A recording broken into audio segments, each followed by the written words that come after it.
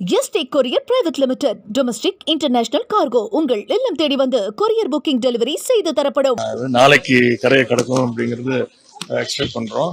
அதற்கான ப்ரிப்பரேஷன்ஸ் ஒர்க்லாம் நடந்துட்டு இருக்கு. இந்த மோந்தா புயல் வந்து தமிழ்நாட்டில் பெரிய பாதிப்பு இருக்காது, ஆந்திராவை நோக்கி தான் அது சென்று கொண்டிருக்கிறது. இருந்தாலும் இந்த வடசென்னை பகுதி, திருவள்ளூர் பகுதிகளில் ஒரு 5லேருந்து ஒரு 7-8 சென்டிமீட்டர் வரைக்கும் மழை எதிர்பார்க்கலாம்னு வானிலை மையம் வந்து நமக்கு தெரிவிச்சிருக்கிறாங்க. அதற்கான முன்னேற்பாட்டு பணிகள் தான் முதலமைச்சருடைய உத்தரவுக்கு இணங்க நானும் நம்முடைய அமைச்சர்களும், மேயர், துணை மேயர், அப்புறம் சட்டமன்ற உறுப்பினர்கள், மக்கள் பிரதிநிதிகள், மாநகராட்சி ஆணையர்லாம் இந்த பணிகளை எல்லாம் ஆய்வு செய்ய ஆரம்பிச்சிருக்கிறோம்.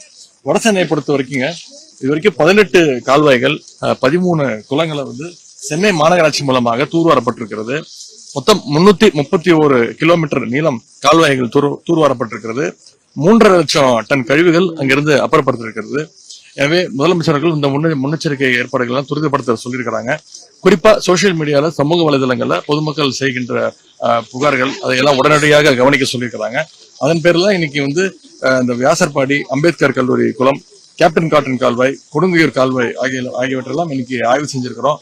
அடுத்த 10 நாட்களுக்கு மிகப்பெரிய மழை இருக்காது அப்படிங்கிறது வானிலை மையம் வந்து தெரிவிச்சிருக்கிறாங்க. ஆனா எந்த அளவுக்கு மழை பெஞ்சாலும் அதையெல்லாம் எதிர்கொள்வதற்கு நம்முடைய அரசு அவருடைய தலைமையின் கீழே தயாராக இருக்கின்றது. Yesterday courier private limited domestic international cargo உங்கள் இல்லம் தேடி வந்து கொரியர் புக்கிங் டெலிவரி செய்து தரப்படும். என்றும் உங்களுடன் மை இந்தியா. முக்கிய செய்திகளை உடனுக்குடன் தெரிந்து கொள்ள சப்ஸ்கிரைப் பண்ணுங்க, பெல் பட்டனை பிரஸ் பண்ணுங்க. என்றும் உங்களுடன் மை இந்தியா.